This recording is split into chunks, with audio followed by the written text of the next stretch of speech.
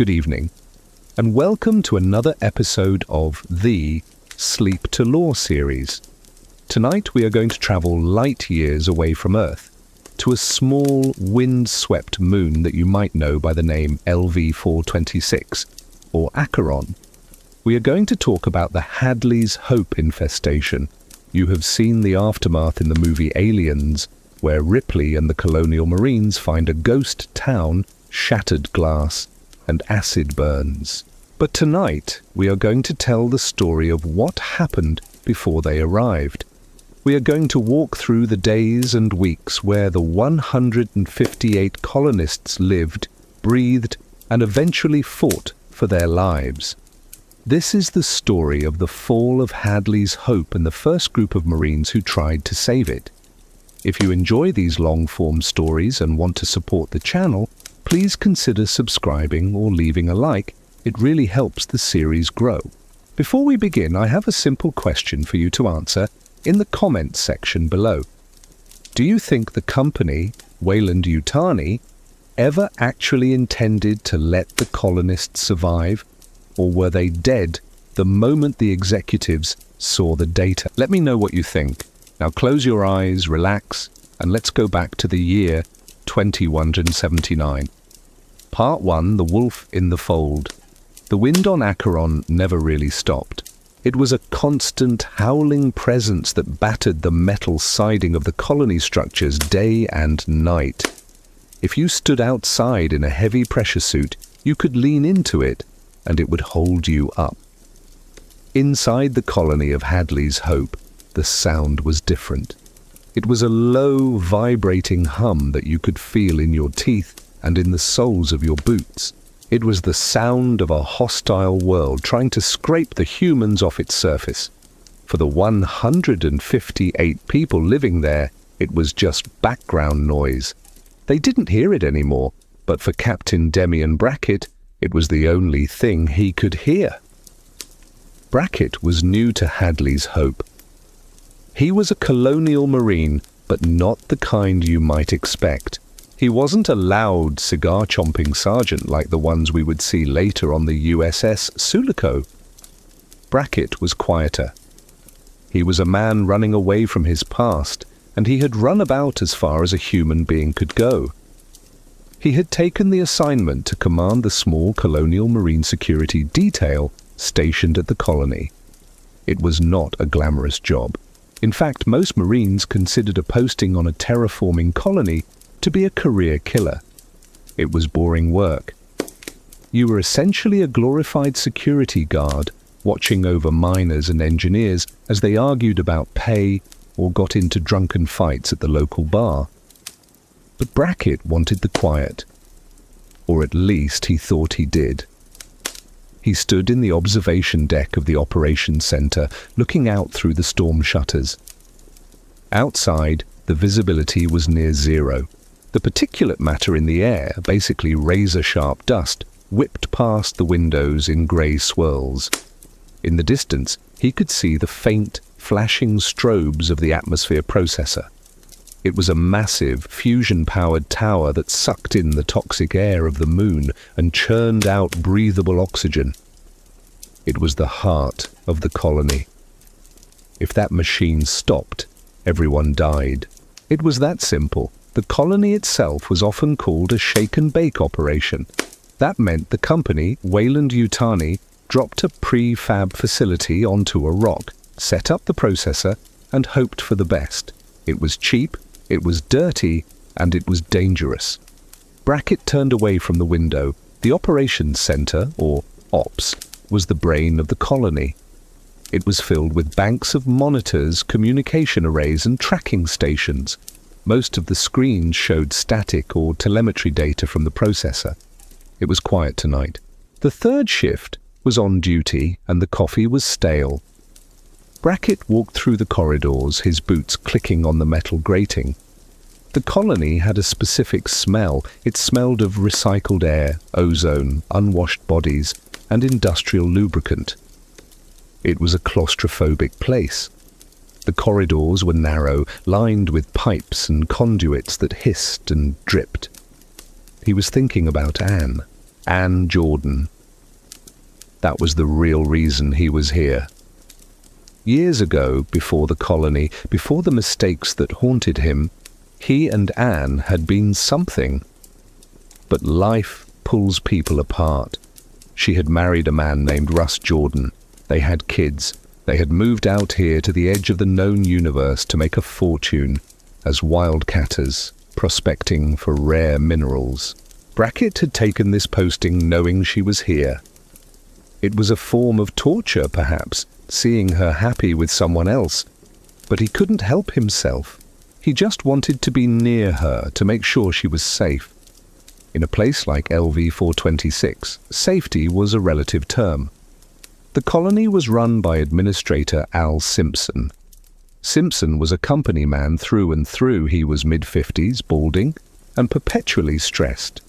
His job was to make sure the quotas were met and that the reports sent back to Earth looked good. He didn't care much about the comfort of the colonists, and he certainly didn't care about the Marines. To Simpson, the Marines were just another expense on the balance sheet. He tolerated Brackett, but there was always tension there. Simpson answered to a man back on the Gateway station named Carter Burke. You might know that name.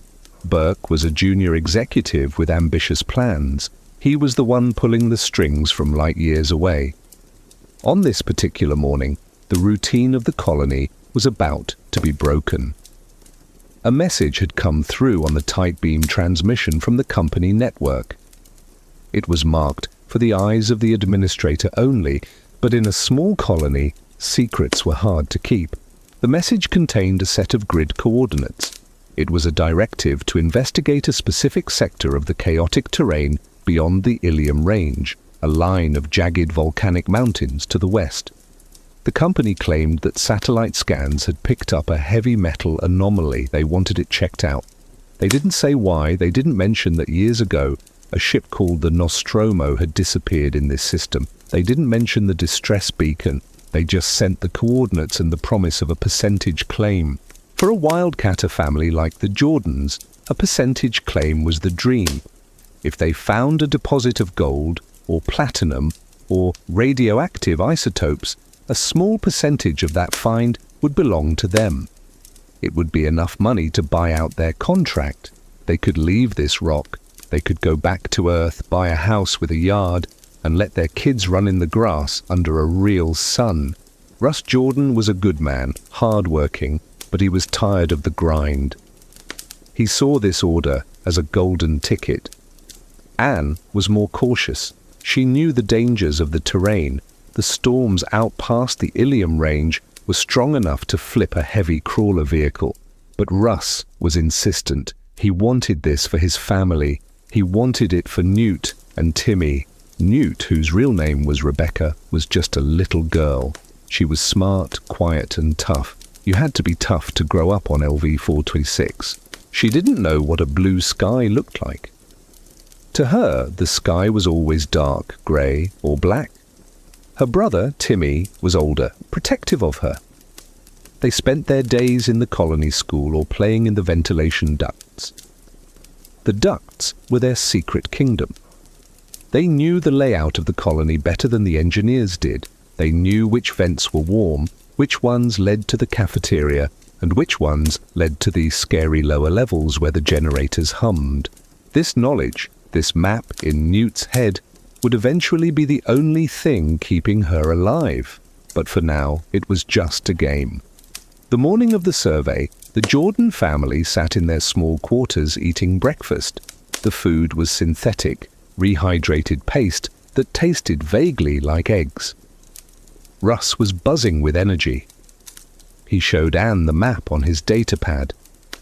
He pointed to the grid reference. It was far out, further than they usually went. Anne looked at the weather report. A storm was brewing, a big one. The pressure was dropping. She told Russ they should wait, but Russ shook his head. If they waited, another team might get the coordinates. Simpson might send someone else. They had to go now. Brackett met them in the vehicle bay. The vehicle bay was a massive, cavernous garage filled with heavy machinery. There were loaders, crushers, and the massive terrain crawlers. The crawlers were like tanks built to withstand the acidic winds and the rough volcanic rock. They had 8 massive wheels, reinforced chassis, and floodlights that could cut through the gloom. Brackett watched as Russ checked the seals on the crawler. He walked over, his boots echoing on the concrete. He nodded to Russ, but his eyes went to Anne. He asked them if they were sure about this.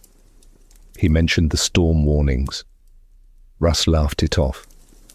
He said they would be back before the worst of it hit. He said they were just going to take a look, plant a flag, and come home rich. Brackett looked at Anne. He saw the worry in her eyes, but he also saw the loyalty. She wouldn't let Russ go alone. And she wouldn't leave the kids behind while they went on a long haul. It was family policy. They stuck together. Brackett wanted to order them to stay. As the Marine commander, he technically had the authority to ground flights or restrict movement for safety. But this was a company order. Simpson had signed off on it. If Brackett stopped them, he would be interfering with company business. That was a line he couldn't cross without getting fired and shipped back to Earth in cryosleep. So he just nodded. He told them to keep their radio channel open. He told them to watch the wind shear. He watched as they climbed into the crawler. Newt waved at him from the window. He waved back. The massive airlock doors hissed open, and the crawler rolled out into the twilight. The journey took hours. The terrain of LV-426 was a nightmare of jagged, igneous rock. It was like driving over broken glass and razor blades. The crawler bounced and lurched. Inside, the cabin was warm, insulated from the freezing cold outside. Russ drove, his hands tight on the yoke. Anne sat beside him, monitoring the sensors. Newt and Timmy were in the back, playing a game on a handheld device. The further they went from the colony, the worse the signal got. The voice of the dispatcher at Hadley's Hope turned into static, then faded away completely. They were on their own. They crossed the Ilium Range, navigating narrow passes where the cliffs rose up on either side like the teeth of a giant beast. The wind screamed through these gaps, buffering the heavy vehicle. Russ had to fight the controls to keep them from sliding off the trail. Below them, deep ravines dropped away into darkness. One slip, and they would tumble down into the abyss. But Russ was a good driver. He knew the rock. They made it through the pass and came out onto a high plateau. And that was when they saw it. At first, it just looked like a strange rock formation. It was massive, curving up from the ground in a perfect, unnatural shape. It was dark grey, almost black, and it had a texture that didn't look like stone. It looked organic. It looked like bone and metal fused together. It was the derelict spacecraft, the same ship that the crew of the Nostromo had found decades earlier. It had been sitting there, silent and dead, waiting. The sheer scale of it was impossible for the human mind to comprehend. It was the size of a city block, curved into a horseshoe shape. Russ stopped the crawler. The cabin went silent. Nobody spoke. They just stared out the viewport. The ship was ancient. You could feel the age of it. It looked like it had grown out of the ground rather than crashed there. Russ checked the coordinates. This was it. This was the spot. He let out a breath he had been holding. He said something about hitting the jackpot. Anne wasn't so sure. She felt a cold knot in her stomach. This wasn't a mineral deposit. This was alien. This was first contact. Or second, if you counted the rumors. Russ grabbed his pressure suit helmet. He told Anne to get on the radio to try and boost the signal and tell Simpson what they found. He said he was going to go out and take a closer look. He needed to verify it was a ship to claim the salvage rights. Anne argued. She said they should just take pictures and leave. She said it looked dangerous, but the greed, the hope for a better life, pushed Russ forward. He sealed his helmet. He checked his oxygen levels. He cycled the airlock and stepped out into the storm. The wind almost knocked him over. He had to lean forward, trudging through the mist. The ground was slick. He walked toward the massive ship. As he got closer, he saw an opening. It was a gash in the side of the hull, high up but reachable. It looked like a wound. He climbed up the rocky debris, his breathing loud in his own ears. He reached the opening and looked inside. It was dark. He clicked on his shoulder lamp. The beam of light cut through the gloom, revealing a biomechanical hallway. The walls were ribbed, like the inside of a throat. It was terrifying, but it was also beautiful in a dark, twisted way. Russ climbed inside. The air was different here. The wind died down. It was silent as a tomb. He walked deeper into the ship. He found a large chamber. In the center there was a platform, and on that platform sat a massive, fossilized creature. The space jockey. It was fused to a chair. Its chest exploded outward. Russ didn't know what it was. He just knew it was dead, long dead. He moved past it, seeing a hole in the floor, a shaft leading down. The sensors on his suit were going crazy. There was something down there, a heat signature, a faint electrical pulse. He wasn't sure. He attached a winch cable to his belt and lowered himself down into the hold. This was the egg chamber. The mist here was thick, reacting to his movement.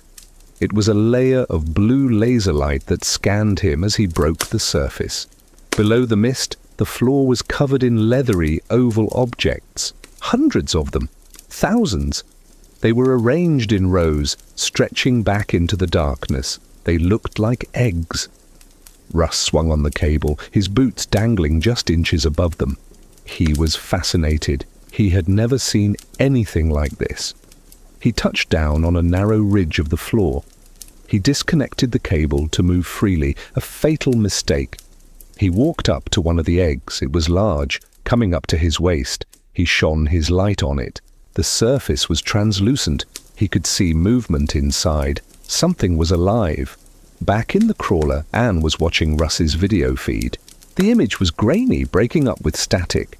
She saw the eggs. She saw Russ lean in. She screamed into the microphone, telling him to get away, to come back. But the transmission delay, or maybe just his fascination, kept him there. She saw the top of the egg peel open. It didn't crack like a bird's egg. It peeled back like fleshy petals. 4 distinct flaps opened up. Inside, the movement stopped. It was waiting. Russ leaned closer. He saw something wet and glistening inside. He thought it was an organism. He didn't understand that it was a weapon. The attack happened in a split second. The facehugger launched itself from the egg with the force of a coiled spring. It was a blur of pale legs and a long, muscular tail. It hit Russ's faceplate. The impact knocked him backward. The acid on the creature's body began to eat through the reinforced glass of the helmet instantly. Russ screamed. It was a muffled, terrified sound. He clawed at his face, trying to pull the thing off, but its grip was iron. The tail whipped around his neck, tightening, cutting off the blood flow. He thrashed on the ground, knocking over other eggs, but they remained dormant. The creature had found its host. The video feed in the crawler went dead. Anne screamed Russ's name. Timmy and Newt were crying in the back seat, terrified by their mother's panic. Anne didn't hesitate. She didn't think about the danger. She threw on her helmet, not even bothering to check the seals properly, and cycled the airlock. She ran out into the storm, following Russ's footprints. She climbed into the ship, shouting his name. She found him at the bottom of the shaft, lying still. The creature was firmly attached to his face, its long, finger-like legs wrapped around the back of his head, the tail coiled tight around his throat. He was unconscious, but he was breathing. The creature was feeding him oxygen, keeping him alive for the process. Anne was small, but adrenaline gave her strength. She managed to rig the winch back up to him. She hauled him out of the pit. She dragged him through the ribbed corridors, over the alien rock, and back out into the wind. It was a nightmare struggle. Every step was a battle. She got him back to the crawler. Timmy helped her pull his father inside. They laid him on the floor of the cabin. Newt stared at the thing on her father's face. It was the stuff of nightmares, pale, crab-like, pulsating. It looked like a hand that had been severed and given a life of its own. Anne ran to the controls. She slammed the crawler into gear and spun it around, the wheels tearing up the rock. She floored the accelerator. They had to get back. They had to get to the med lab. She grabbed the radio handset. She bypassed the standard channels and keyed in the emergency military frequency. "This is Jorden, crawler Alpha 2. We have a medical emergency. Russ is... something is on him. We need help. Brackett, are you there?" Back at Hadley's Hope, Brackett was in the mess hall staring at a cup of black coffee. His radio crackled. The signal was weak, cutting in and out, but he heard the panic in her voice. He heard his name. He stood up, knocking the chair over. He hit his comms bead. Anne, I read you. What's your status? Where are you?" "Demian, it's Russ. He found something in the ship. It's on his face. It won't come off. We're coming in. Get the med lab ready, please." Brackett didn't ask questions. He didn't ask for grid coordinates or company authorization. He started running. He ran through the mess hall, past the startled miners, into the main corridor. He barked orders into his headset. "All units, this is Brackett. Emergency alert. I need a medical team on standby in the vehicle bay. Now? Dr. Keller, get your ass down there. We have a trauma incoming. Possible biological contamination." He ran to the armory. He didn't know what "something is on him" meant, but his instincts were screaming that this was bad. He grabbed a pulse rifle from the rack, checked the magazine, and slapped it into the receiver. The electronic whine of the weapon charging was a comforting sound. He grabbed a motion tracker. He threw on a combat vest. He met his second-in-command, a corporal named Lydecker, in the hallway. "What's the situation, Cap?" Lydecker asked, trying to keep up with Brackett's long strides. "The Jordans. They found something out past the Ilium range. Russ is hurt." Anne sounds terrified. "We're meeting them at the bay." When the crawler finally crashed through the outer perimeter storm doors, it was smoking. Anne had pushed the engine past the red line. The vehicle skidded to a halt in the bay. Steam hissed from the coolant vents. Brackett was there before the ramp even hit the floor. The airlock opened, and Anne tumbled out, still in her pressure suit, her helmet off, hair matted with sweat. She grabbed Brackett, almost collapsing into his arms. "Get him! You have to help him!" she sobbed. Brackett handed her to a medic and ran up the ramp. Inside the crawler, the air smelled of ozone and fear.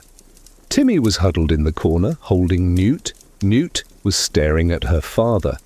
Russ was lying on the floor. Brackett stopped.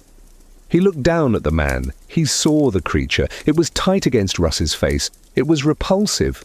Brackett had seen strange things on other worlds, parasites, large predators, but nothing like this. It looked engineered. It looked malicious. He reached out to touch a leg of the creature, and it tightened its grip instantly. Russ convulsed. "Don't touch it!" Anne screamed from the bottom of the ramp. "It chokes him if you touch it." Brackett pulled his hand back. He looked at the medic who had followed him in.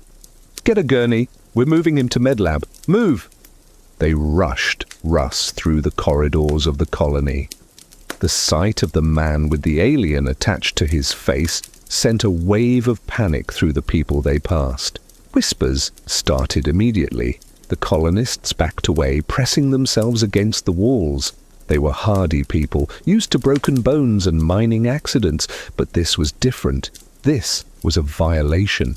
They burst into the med lab. The colony physician, Dr. Keller, was there, along with the chief science officer, Dr. Bartholomew Rees. Rees was a sharp-featured man, cold and analytical. He worked directly for the company division that dealt with bioprospecting. When he saw the creature, his eyes didn't show fear. They showed curiosity. Intense, greedy curiosity. He moved closer, pushing the medic aside. "Fascinating," Rees muttered. "Look at the coloration, the structure." "Help him, damn it," Brackett yelled. "Get that thing off him." They lifted Russ onto the surgical table. The bright overhead lights washed out the color of his skin, making him look grey. The creature was a stark contrast, a sickly beige yellow.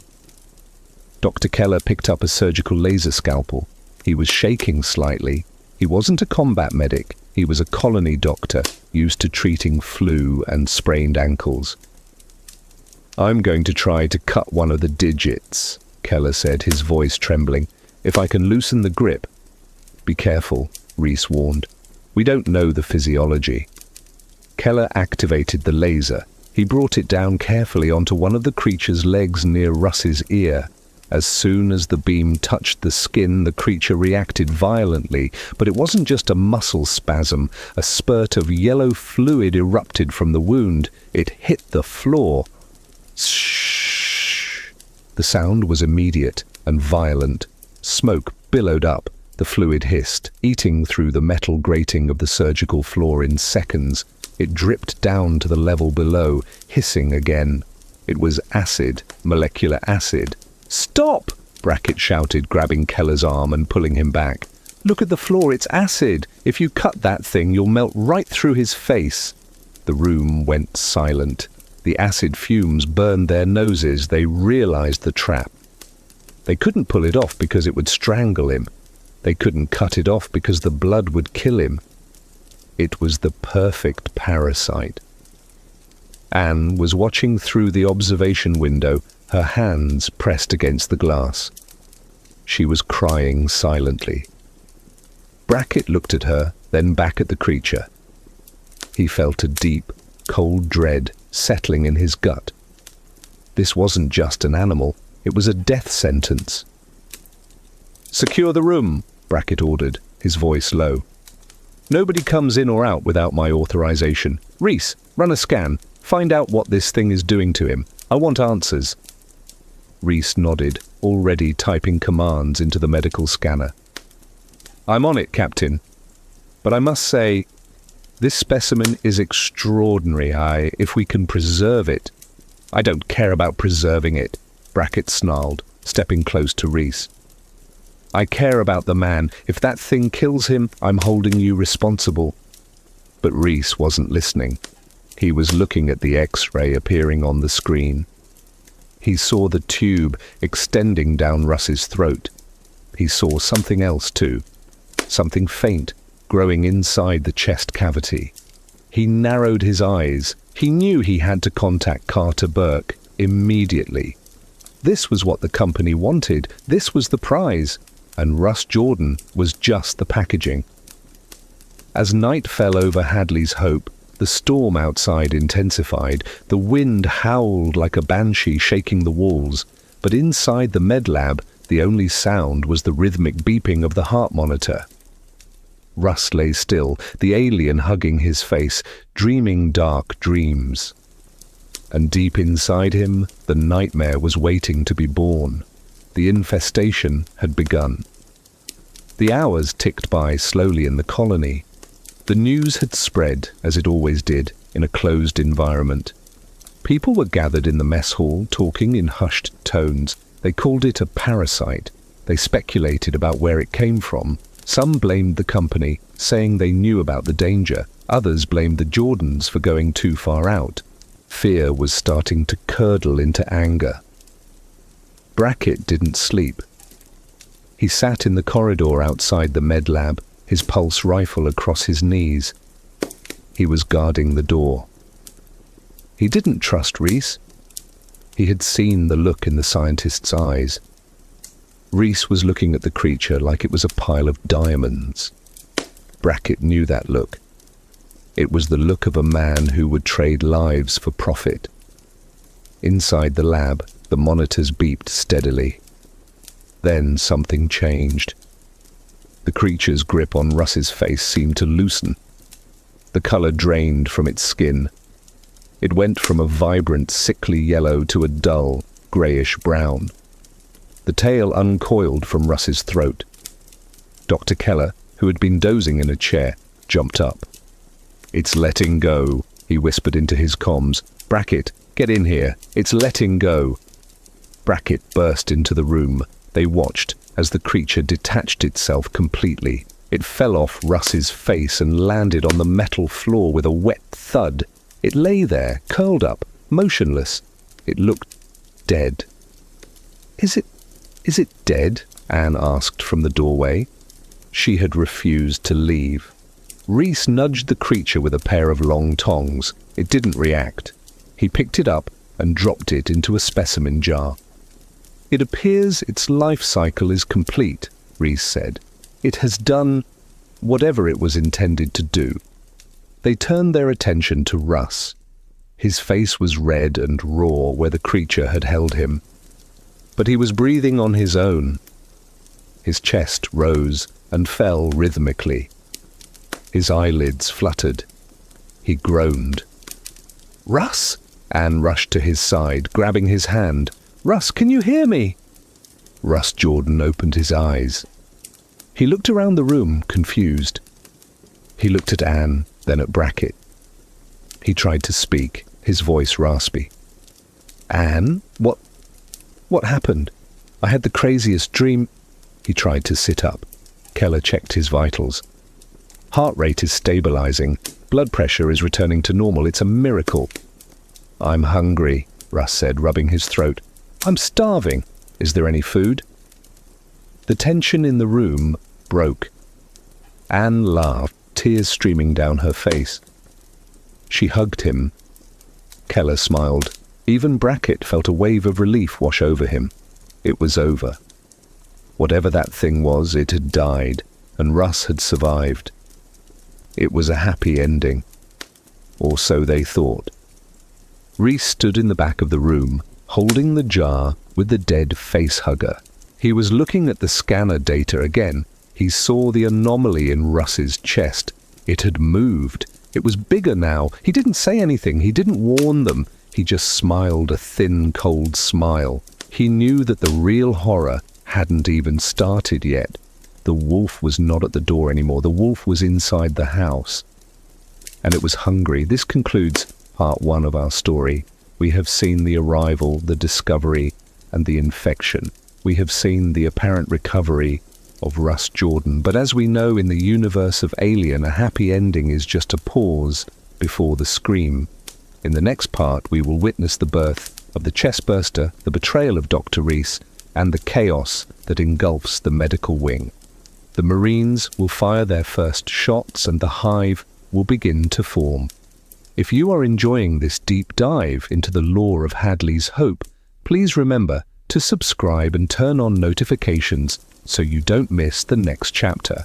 And don't forget to answer the question I asked at the beginning. Did Wayland Yutani plan this all along? I'll see you in the comments. Good night, sleep well, and remember, in space, no one can hear you scream. But on LV-426, the wind screams for you. Part 2, Patient Zero. The silence in the medical wing of Hadley's Hope was the kind of silence that felt heavy. It was not peaceful. It was the feeling of holding your breath for too long. But for the moment, the terror seemed to have passed. Russ Jorden was sitting up on the edge of the examination bed. He looked pale, but he was alive. The creature, the thing that had looked like a nightmare spider, was dead.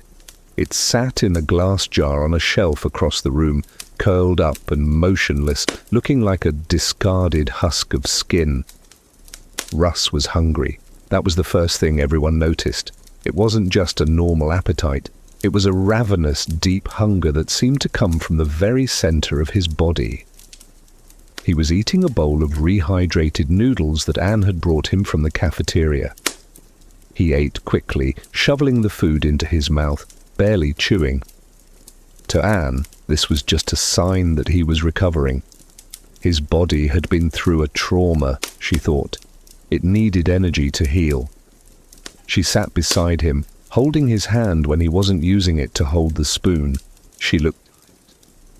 Her hair was messy, and there were dark circles under her eyes, but she was smiling. Her husband was back. Captain Demian Brackett stood by the door, leaning against the metal frame. He watched Russ eat. Brackett should have felt relieved, but he didn't. The knot in his stomach hadn't gone away. He was a man who trusted his instincts, and his instincts were telling him that something was wrong.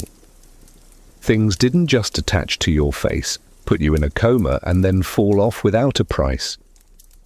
Nature didn't work like that. But he kept his mouth shut. He didn't want to ruin the moment for Anne. He saw how she looked at Russ. It was the look of someone who had almost lost everything and had been given a second chance. In the corner of the room, Newt and Timmy were playing quietly. They had been allowed to stay because Anne refused to let them leave her sight. Timmy was pushing a small toy car across the floor tiles. Newt was watching her father. She was a quiet girl, observant. She saw the way her father's hands shook slightly as he held the bowl. She saw the sweat on his forehead. She didn't like the way he was eating. It looked animalistic. Dr. Bartholomew Reese was not looking at Russ. He was looking at a computer screen at the nurse's station outside the room. He was reviewing the scans he had taken earlier. The ultrasound of Russ's chest was on the screen. There was a dark mass in the center of the chest cavity, right behind the sternum.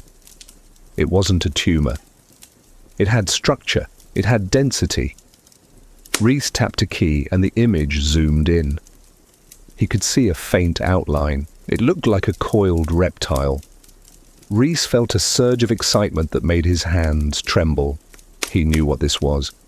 He had read the classified files. He had seen the theoretical reports on the xenomorph biology. This was the embryo. The implantation was successful. Reese reached for the communication panel. He typed in the secure code. He needed to send a message to the company network. He needed to alert Carter Burke on the gateway station. The message was short and cryptic. It confirmed the discovery. It confirmed the host. He didn't mention that the host was a father of two. To Reese, Russ Jorden was no longer a person. He was an incubator. He was a container for something worth millions of dollars. Reese deleted the log of the message and walked back into the room, putting on his best concerned face. "How are you feeling, Mr. Jorden?" Reese asked, his voice smooth and professional. Russ looked up, wiping broth from his chin.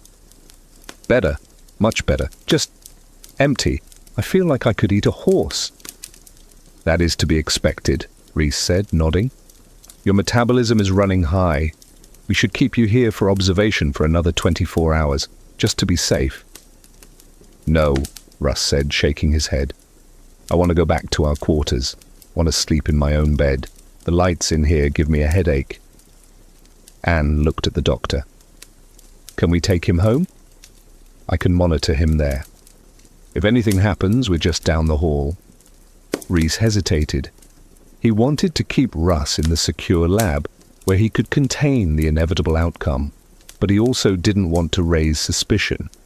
If he forced them to stay, Brackett might get suspicious. Brackett was already watching him like a hawk. Reese calculated the timing. The gestation period was unknown, but Russ seemed stable. "Very well," Reese said, "but you must report any changes immediately. Any pain, any fever, you call me, directly." Anne nodded, grateful. She helped Russ stand up. He wobbled a bit, his legs weak. Brackett stepped forward to help, but Russ waved him off. "I'm okay, Demian," Russ said. "I got it." They walked out of the med lab. The corridors of the colony were quiet. It was the sleep cycle for most of the workers. The lights were dimmed to a dull amber glow. The hum of the atmosphere processor was a distant vibration. They walked slowly. Brackett and his corporal, Lydekker, escorted them. They were like a strange little parade, the recovered victim, the worried family, and the armed guards. They reached the Jorden family quarters. It was a small unit, just 2 rooms and a kitchenette. It was cramped, filled with the clutter of family life. Toys, clothes, mining gear. It felt normal. It felt safe. Russ sat down on the sofa. He let out a long sigh. "Home sweet home," he whispered. Anne went to the kitchenette to get him some water. Newt sat on the floor, hugging her doll, Casey. She was watching her dad again. Russ closed his eyes. He put his hand on his chest. He rubbed it absent-mindedly. "You okay, Russ?" Brackett asked from the doorway. He hadn't left yet. "Yeah," Russ said, grimacing slightly. "Just a little heartburn. Probably ate too fast." "I'll get you an antacid," Anne said, from the kitchen. Russ nodded, but the pain didn't feel like heartburn. It felt like a cramp, a deep, sharp cramp. It came and went. He shifted on the sofa. Then it came again, harder. He gasped. "Russ?" Anne turned around, a glass of water in her hand. It's really burning," Russ groaned. He leaned forward, clutching his chest. Brackett took a step into the room. "Let me see." Suddenly Russ screamed. It wasn't a normal scream. It was a sound of pure, jagged agony. He doubled over, falling off the sofa onto his knees. The glass of water dropped from Anne's hand and shattered on the floor. "Russ!" Anne screamed. She rushed to him. Russ was thrashing on the floor. His hands were clawing at his shirt. He was tearing the fabric. He was gasping for air, his eyes wide with shock. "It's moving!" Russ shrieked. "Inside! It's moving!" Brackett grabbed Russ's shoulders, trying to hold him down. "Lydekker! Get the medic now!" Lydekker turned and ran into the hallway, shouting into his radio. Russ arched his back. His body went rigid. The veins in his neck stood out like cords. A terrible cracking sound filled the room. It was the sound of bones snapping. Anne was frozen in horror. Newt began to scream. Timmy grabbed Newt and pulled her back against the wall. Russ's shirt was soaked in red. A bulge appeared in the center of his chest. It pushed outward, stretching the skin and the torn fabric. It pulsed. Russ looked at his chest. He looked at Anne. His eyes were filled with confusion and betrayal. He coughed, and blood sprayed from his mouth. Then the chest exploded. It wasn't like in the movies where it's just a pop. It was violent. Ribs were shattered outward. Blood and tissue sprayed across the room, hitting the coffee table, the walls, and Anne's face. Russ collapsed back, dead instantly, his eyes still open, staring at nothing.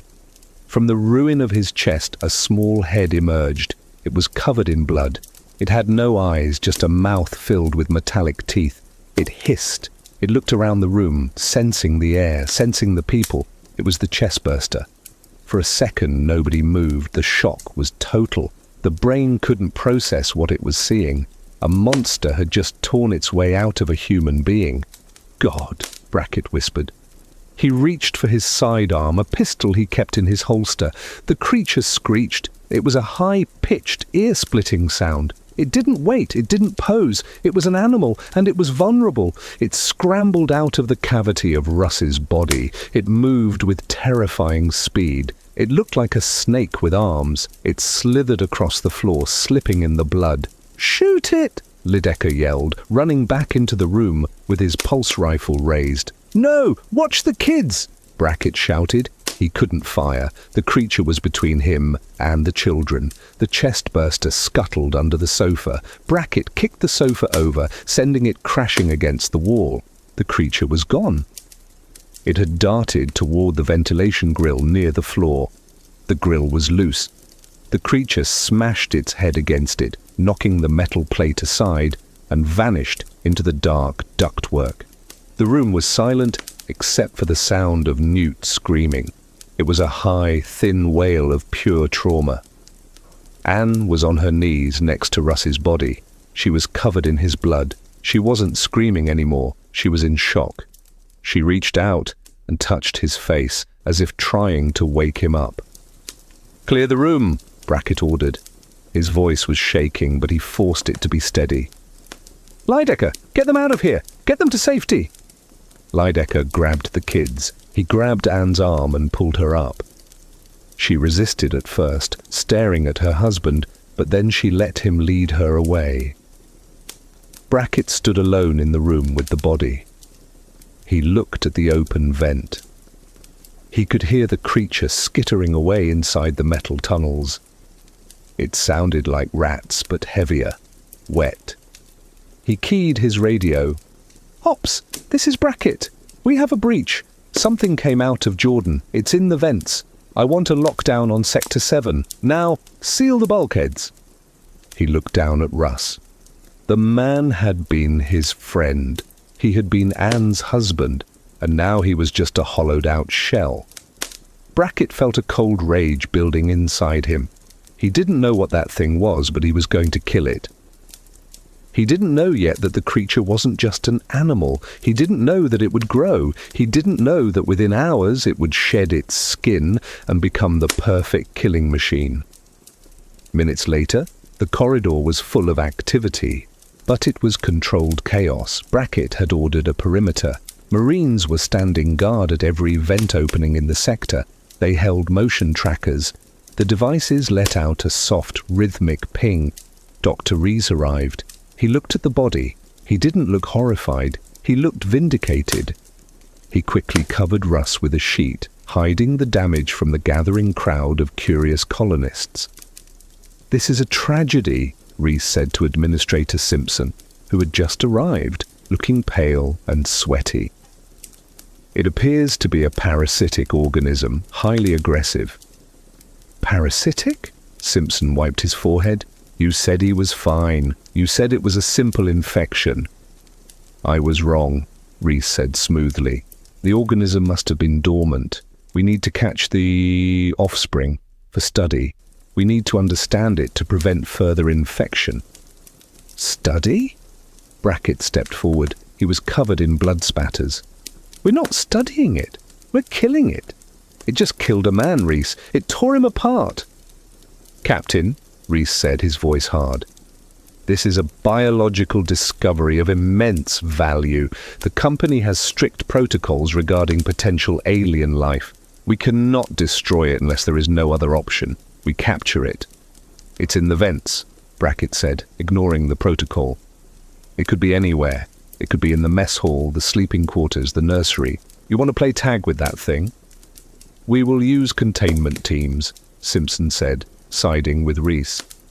Simpson was a coward, and he was afraid of the company more than he was afraid of the creature. "Brackett, set up a search pattern. Use non-lethal capture methods if possible. Nets, tranquilizers."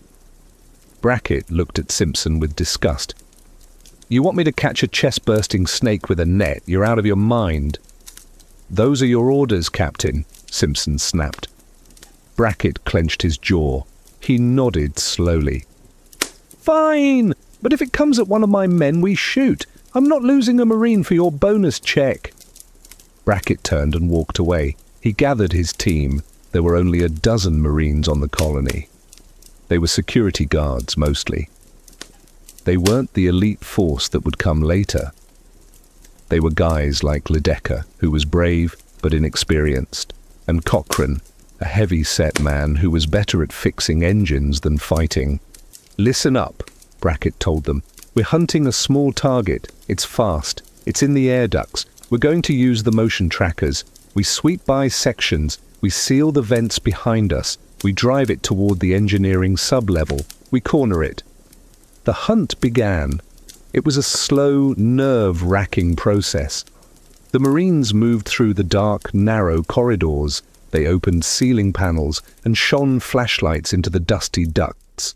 Every shadow looked like the creature. Every sound of settling metal made them jump. In the vents, the creature was moving. It was instinctively heading for the warm areas, the heat exchangers, the power conduits. It needed heat to metabolize. It needed to grow. It found a dark, warm corner near the primary heat exchanger for the colony. It curled up. Its skin began to itch. It began to crack. It was shedding. It was molting. It was growing larger. Back in the medical wing, Anne sat in a private room. She was staring at the wall. Newt was asleep in her lap, exhausted from crying.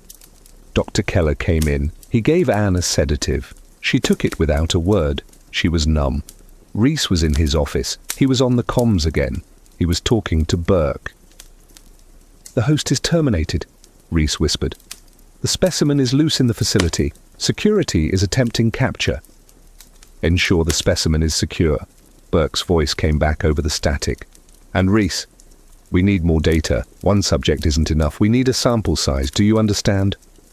Reese understood perfectly. He looked at the map of the colony. He looked at the location of the derelict ship. The crawler was still parked in the bay, but there were other vehicles. Reese called up a work order. He assigned a team of geologists to go out to the Ilium Range. He told them that the Jordans had left expensive equipment out there during the emergency. He told them to go retrieve it. He told them to survey the area for heavy metals. He didn't tell them about the eggs. He didn't tell them about the warnings. The team consisted of 4 men and women. They were miners, roughnecks. They loaded up a second crawler.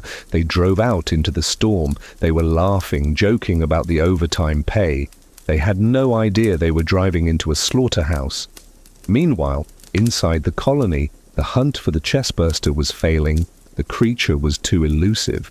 The motion trackers were picking up ghost signals, interference from the cooling fans and the electrical relays. Brackett was in the sub-basement. It was hot down here. Steam hissed from pipes. It was dark, lit only by rotating amber hazard lights. "I got a reading," Cochrane whispered over the radio. "Sector 9, near the coolant pumps." "Hold position," Brackett ordered. "I'm coming to you." Brackett moved through the steam. He held his pulse rifle tight. He reached Cochrane's position. Cochrane was pointing his tracker at a large intake vent. "It's in there," Cochrane said. "I can hear it moving." Brackett knelt down. He shone his light into the grill. He saw something. It looked like shed skin. It was translucent, slimy. It was the size of a cat. "It molted," Brackett said grimly. "It's getting bigger." Suddenly the tracker let out a high-pitched scream. The dot on the screen rushed toward them. "Contact! Movement!" Cochrane yelled.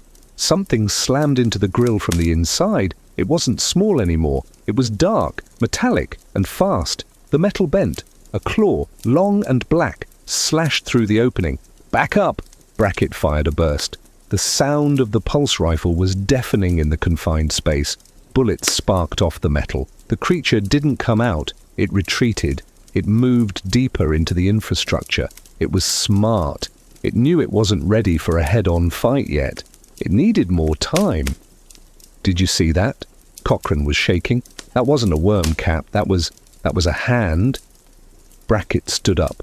He looked at the bent metal. "It's growing fast. Too fast. We need to seal off the lower levels. Weld the doors." "But the maintenance crews need access," Cochrane said. "Screw the maintenance crews," Brackett said. "If that thing gets into the main population, we're dead. Weld it shut."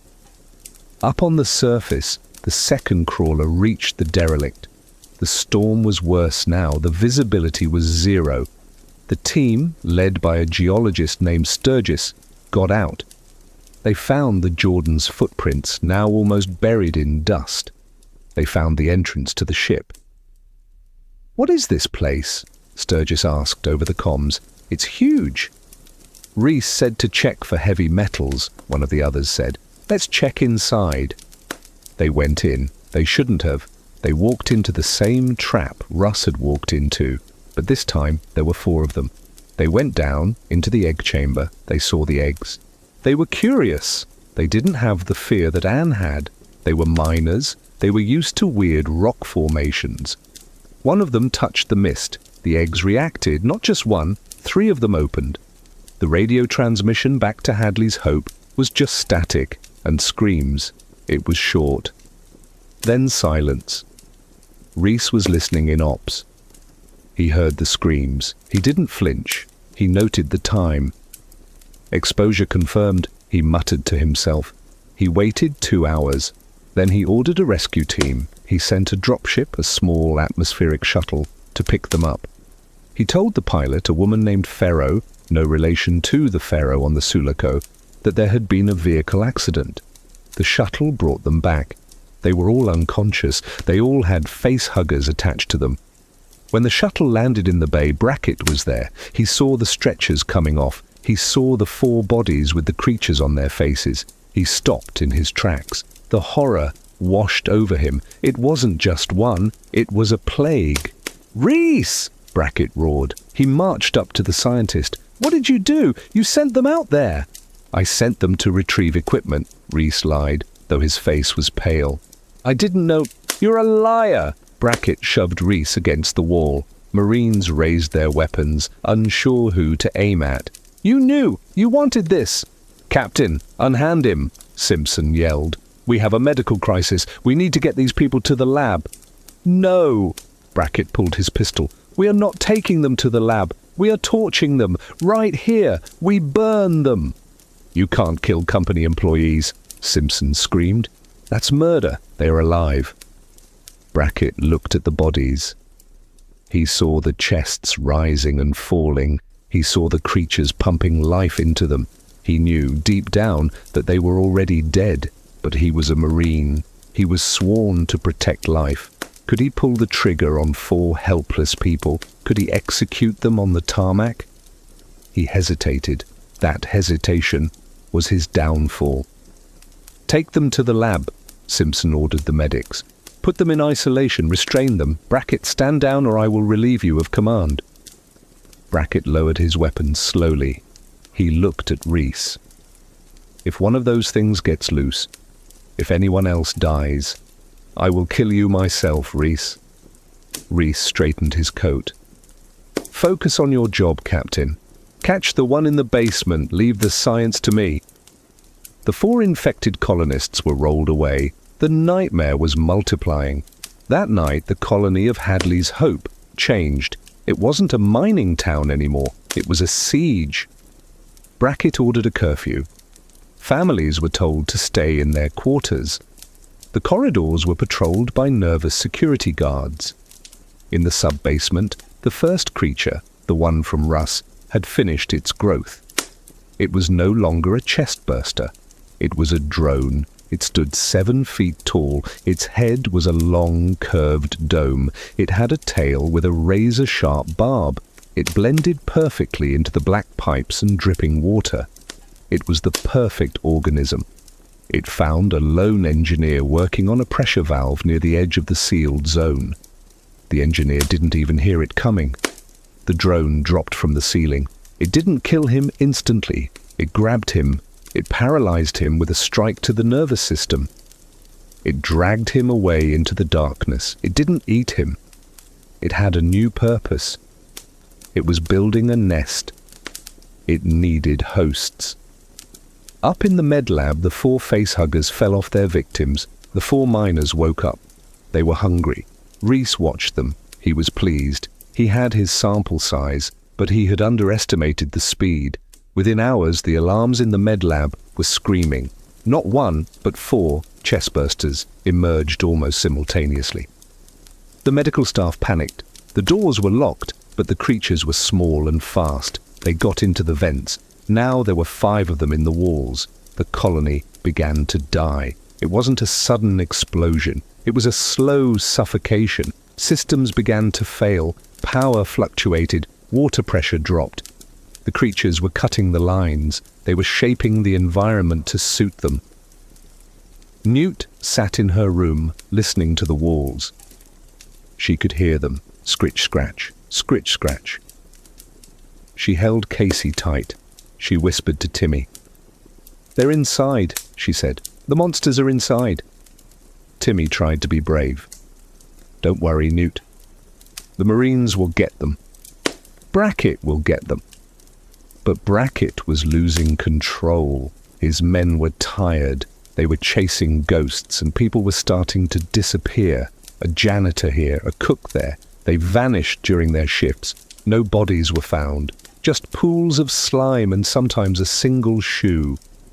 The panic in the colony was palpable. People were demanding evacuation. They wanted to go to the shuttle. But Simpson refused to declare a general emergency. He was afraid of the company review. He kept saying it was under control. It wasn't until the atmosphere processor started to glitch that the reality hit. The cooling towers were overheating. The telemetry showed that something was blocking the main intake, something organic. "They're in the processor," Brackett said, looking at the schematics in ops. "They're building a hive." "In the reactor?" Simpson asked, horrified. "If they damage the heat exchangers, the whole colony goes nuclear," Brackett finished the sentence. "We have to go in there. We have to clear them out." "It's a suicide mission," Lidecker said. "We have pistols and shotguns. Those things, bullets just bounce off." "We use the pulse rifles," Brackett said. "We aim for the joints. We use flamethrowers. We burn them out." Brackett looked at his team. They were terrified, but they nodded. They were Marines. "Load up," Brackett said. "We're going to the processor." As they geared up, Brackett took a moment to call Anne. "Anne," he said over the comms, "stay in your quarters. Lock the door. Don't open it for anyone but me. Do you understand?" "Demian?" Anne's voice was small. "I'm scared." "I know," Brackett said softly. "I'm going to fix this, I promise. Just keep the kids safe." He cut the connection. He racked the slide on his rifle. He looked at Reese, who was still frantically typing notes at his station. "You pray, Reese," Brackett said. "You pray that we kill them all, because if we don't, there's no place in this universe you can hide from me." The Marines moved out. They exited the main complex and headed toward the towering structure of the atmosphere processor. The wind battered them. The lightning flashed, illuminating the alien landscape. Inside the processor, the heat was oppressive. It was like walking into a jungle. The air was thick with mist, and the walls were covered in a strange resinous substance. It looked like melted wax. It was secreted by the aliens. It was the hive resin. "Check your corners," Brackett whispered. "Stay tight." They moved deeper. The motion trackers began to ping. 1 signal, 2, 10, 20. "Captain," Lidecker whispered. "That's a lot of movement." "Steady," Brackett said. They entered the main turbine chamber. It was a vast, multi-level room. The resin was everywhere here. It formed intricate biomechanical shapes, and embedded in the walls, trapped in the resin, were the missing colonists. "Help me," one of them moaned. It was the janitor. He was cocooned, only his face visible. "Kill me." "Jesus Christ," Cochrane muttered. Then the shadows peeled away from the walls. The drones emerged. They didn't look like men in suits. They looked like death. They hissed, their silver teeth glistening in the flashlight beams. "Open fire!" Brackett screamed. The battle for Hadley's hope had officially begun. The muzzle flashes lit up the dark. The screams of the aliens mixed with the screams of the men. Acid blood sprayed, melting through armor and flesh. Brackett fired until his barrel glowed red. He saw Cochrane go down, dragged into the darkness by a tail. He saw Lidecker lose an arm to the acid. They were overrun. It wasn't a fight. It was a massacre. "Fall back!" Brackett yelled. "Retreat to the colony! Fall back!" They ran. They ran through the resin-choked corridors, firing blindly behind them. They left their dead. They left the cocooned victims. They ran back to the safety of the main complex, sealing the heavy blast doors behind them. But as the doors slammed shut, Brackett knew the truth. They hadn't stopped it. They had just annoyed it. The hive was awake. The queen was laying her eggs, and the colony was no longer a home. It was a buffet. This concludes part 2 of our story. We have witnessed the birth of the first creature, the arrogance of the company, and the failure of containment. The Marines have had their first taste of combat, and they have lost. The enemy is entrenched, and the numbers are growing exponentially. In the next part, The Hive Rises, we will see the total collapse of order. The colonists will be forced to barricade themselves in the operations center. We will see Newt enter the ventilation system to survive. The siege will begin, and the lights will go out one by one. If you are listening to this in the dark, maybe check the corners of your room, just to be sure. And don't forget to answer the question.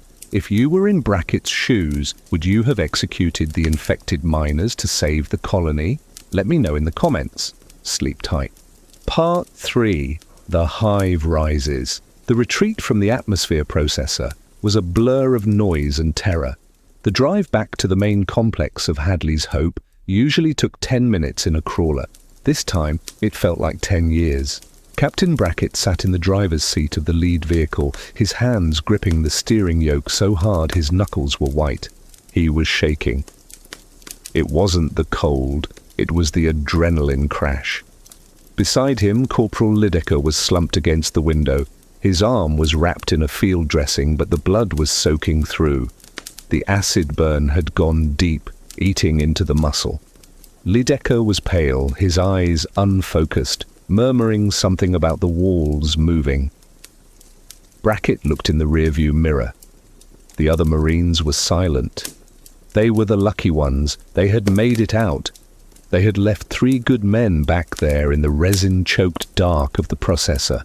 There had been no time to retrieve the bodies. There had been no time for anything except running. Brackett replayed the scene in his mind over and over. The shadows detaching from the walls, the speed of the creatures. They weren't just animals. They were a coordinated force. They flanked. They ambushed. They knew exactly where to strike. The crawler slammed through the outer storm gates of the colony. The heavy steel doors rolled shut behind them, sealing them back inside the perimeter. But the sense of safety was gone. The colony didn't feel like a fortress anymore. It felt like a cage. Brackett killed the engine. The silence that followed was deafening. "Get the wounded to the med lab," he ordered, his voice rasping. "Move!" They unloaded the crawler. The colonists who had gathered in the vehicle bay watched in horror. They saw the burnt armor. They saw the missing limbs. They saw the 1,000-yard stare on the faces of the soldiers who were supposed to protect them. A murmur of panic rippled through the crowd. Someone screamed. A woman started crying, asking where her husband was. Brackett didn't answer. He couldn't look them in the eye. He walked straight past them, heading for the elevator. He needed to get to operations. He needed to talk to Simpson. Administrator Simpson was in his office, pacing back and forth. He was sweating profusely, wiping his bald head with a handkerchief. Dr. Reese was there too, sitting calmly at a terminal, typing. When Brackett burst in, covered in grime and alien slime, Simpson stopped pacing. "Well," Simpson demanded, his voice trembling, "did you clear it out? Is the processor secure?" Brackett walked up to the desk. He slammed his pulse rifle down on the surface, cracking the glass top. "Secure? We barely got out alive. It's a slaughterhouse in there, Al. The processor is gone. It's a hive now." "What do you mean, gone?" Simpson sputtered. "That machinery is worth millions. The company will—" "Forget the damn company," Brackett roared. He leaned over the desk, getting right in Simpson's face. "There are dozens of them, maybe more. They are breeding. They are taking people alive and cocooning them to make more.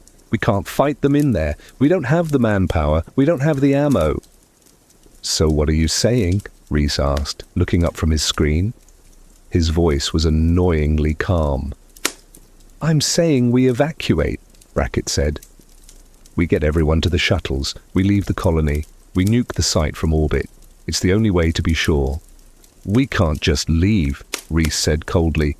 "We have company property to protect. and we have the specimens. We can't destroy a discovery of this magnitude because of a tactical setback." Brackett pulled his pistol and pointed it at Reese's head. The movement was so fast that Simpson jumped back with a yelp. "You call 3 dead Marines a tactical setback? One more word out of you, Reese, and I will paint the wall with your brains." "Captain, stand down!" Simpson shrieked. "That is an order!" Brackett didn't lower the gun. He stared at Reese. He saw the cold calculation in the scientist's eyes. Reese wasn't afraid. He was annoyed. He was thinking about profit margins while people were being digested. "We are evacuating," Brackett said slowly. "Prepare the colonists. Get them to the staging area. We leave in 1 hour." "We can't," Simpson whispered. Brackett looked at him. "What?" "The shuttle," Simpson said, sinking into his chair. "The pilot." "Ferro took the shuttle up to run a diagnostic on the comms relay. She said the storm was interfering with the beacon." "And?" "And she hasn't checked in," Simpson said. "We lost contact with the shuttle 20 minutes ago." Brackett felt a cold chill run down his spine. The shuttle was their only way off the rock. If the shuttle was gone, they were stranded. "Try the radio," Brackett said. "Try the emergency frequency." "We tried," Reese said. "Static. Just static." Brackett walked to the window. He looked out at the storm. Somewhere out there, the shuttle was either crashed or something else. He remembered the creature he had seen in the vents. Could they get onto a ship? Could they fly? No, that was impossible. But if they had stowed away... "We're stuck," Brackett said. The realization hit him like a physical blow. "We're stuck here with them." The strategy had to change. If they couldn't leave, they had to dig in. "Listen to me," Brackett said, turning back to the 2 men. "If we can't leave, we have to hold out until the company sends a rescue team. The Sulaco or a supply ship. That could be weeks. We need a fortress." "The operations center," Simpson suggested. "It has the thickest walls, independent air filtration, emergency power."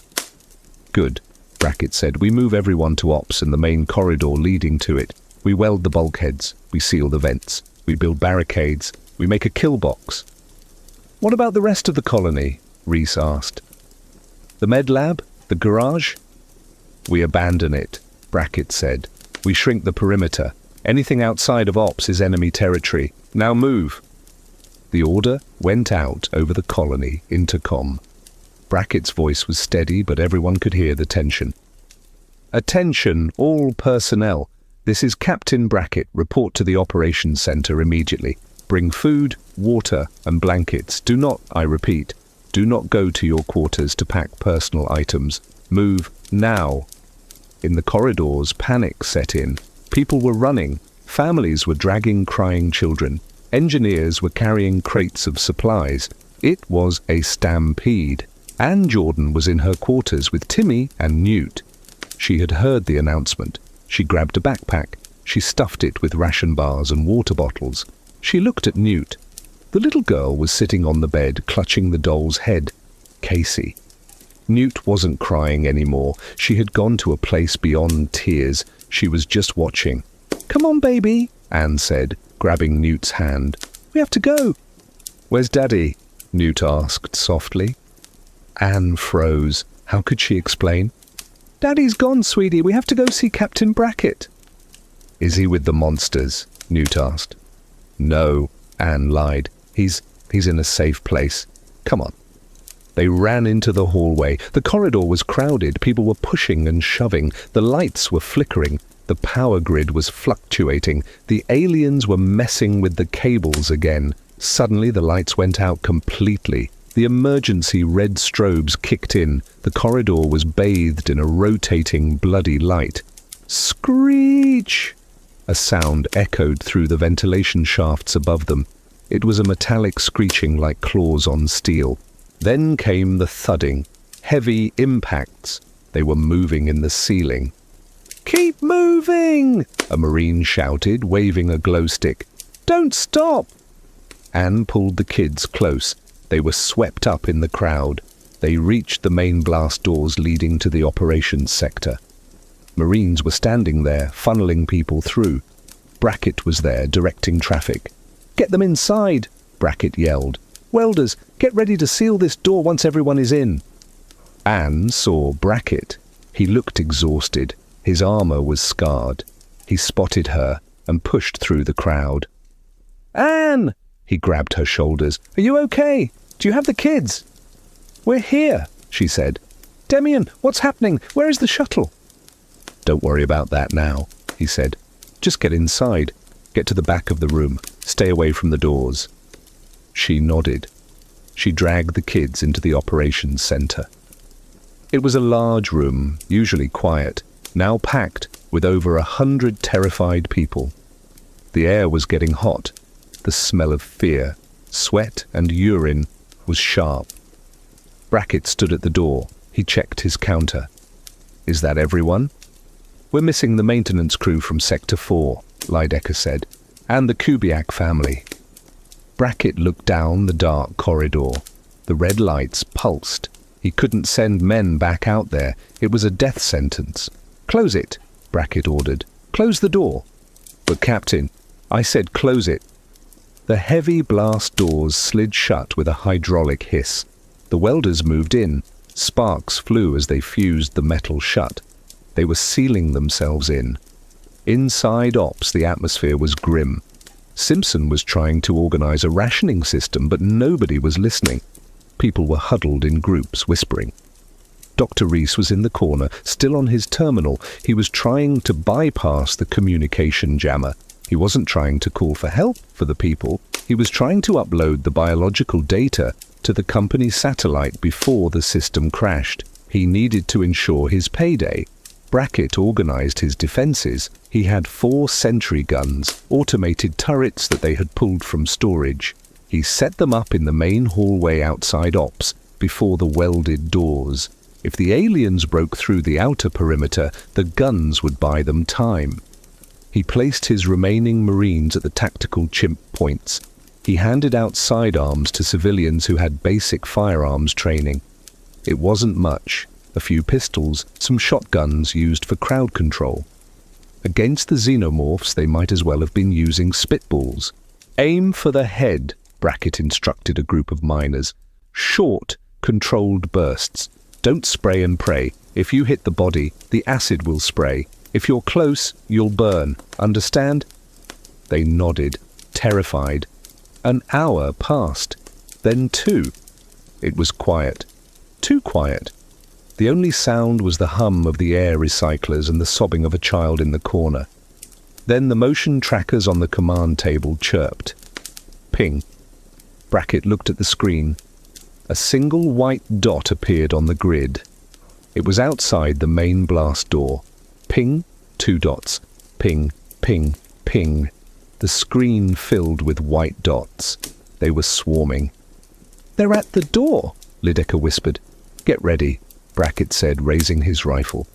But the attack didn't come from the door. The aliens were smart. They had tested the doors. They knew they were sealed. They didn't bash their heads against the wall. They found another way. Above the false ceiling of the operations center, there was a crawl space for wiring. It was narrow, but big enough for a drone. Newt was sitting under a desk with Timmy. She was looking up at the ceiling tiles. She saw one of them move. It lifted up slightly, then settled back down. Dust fell from the crack.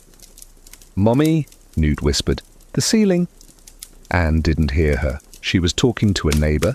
Newt poked Timmy. "Timmy, look." Timmy looked up. He saw it too. The tile moved again. A long black finger curled around the edge of the tile. "Mom!" Timmy yelled. "They're in the ceiling." Brackett spun around. "Ceiling! Watch the ceiling!"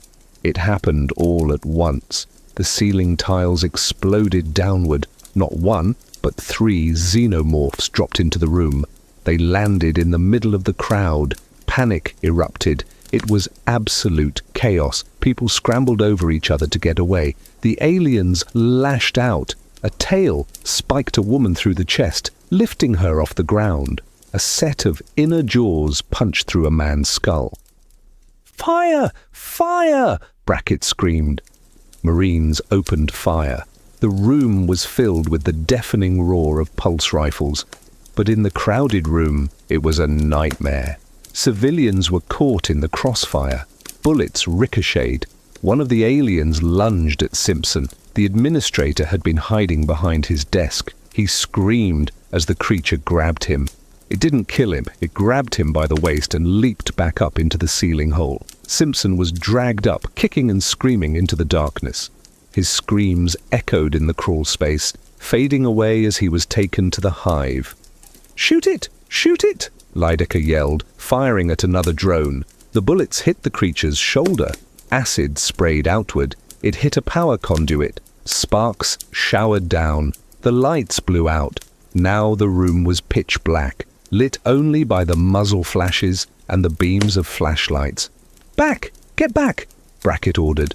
He saw an alien moving toward Anne and the kids. It was huge, its teeth bared. Anne was backing away, holding the children behind her. She had no weapon. Brackett didn't think. He charged. He slammed into the alien, using his rifle as a club. The creature hissed and swiped at him. The claw tore through his armor, raking across his chest. He ignored the pain. He jammed the muzzle of his rifle under the creature's chin and pulled the trigger. The burst of fire blew the back of the creature's head off. Acid splashed onto Brackett's armor, sizzling. He kicked the carcass away. "Anne, go! Get to the back room, the medical storage!" Anne grabbed the kids and ran. They barricaded themselves in the small storage room at the back of Ops. The battle in the main room raged for minutes, but it felt like hours. The Marines managed to kill the 2 remaining intruders, but the damage was done. Bodies littered the floor. The acid had burned holes in the carpet and the metal decking. The smell was unbearable. Brackett stood in the center of the room, breathing hard. He was bleeding. His men were dead or wounded. The defenses were breached. "Check the ceiling!" he yelled. "Weld plates over the holes. Now!" They scrambled to cover the breach. But they knew the enemy could get in anywhere. In the aftermath, the survivors huddled in the corners. The population had dropped significantly. Simpson was gone. Half the security team was dead. Dr. Reese crawled out from under a desk. He was unharmed. He looked at the dead alien Brackett had killed. He walked over to it. He actually pulled out a scanner. "Incredible," he muttered. "The resilience." Brackett walked over to him. He grabbed Reese by the lapels of his lab coat and threw him against the wall. "You like it?" Brackett spat. "You think this is incredible. Simpson is gone. My men are dead, and it's your fault." I didn't open the vent," Reese stammered. "You stopped us from burning them when we had the chance," Brackett said. He put his pistol to Reese's forehead. "Give me one reason why I shouldn't execute you right now." Reese stared down the barrel. "Because I know how to stop them." Brackett paused. "Talk." "The cooling system," Reese said. "The atmosphere processor is overheating. The aliens have cocooned victims near the heat exchangers. The hive is blocking the airflow. If the heat continues to rise, the processor will go critical. It will cause a thermonuclear explosion. It will wipe out the colony and the hive." "So we're dead anyway," Brackett said. "No," Reese said. "We can vent the system. We can purge the coolant remotely from here. It won't stop the explosion, but it will delay it. It will buy us time." "Time for what?" Brackett asked. "No one is coming." "The automated distress beacon," Reese said. "I can rig it. I can boost the signal. If there is a ship within 10 parsecs, they'll hear it. But I need time to recalibrate the dish." Brackett lowered the gun slowly. "You have 1 hour. If you don't get that signal out, I'm throwing you to them." Reese nodded and ran back to his terminal. Brackett went to the back room to check on Anne. She was sitting on a crate, shaking. Newt and Timmy were huddled together under a blanket. "They're inside, aren't they?" Anne asked. Her voice was flat. "We killed them," Brackett said. "We're sealing the ceiling." "They'll find another way," Anne said. "They always do." Brackett sat down next to her. He took off his helmet. "Anne, I'm going to get you out of here, I promise. "Don't make promises you can't keep, Demian," she said. She looked at Newt. "Just save them.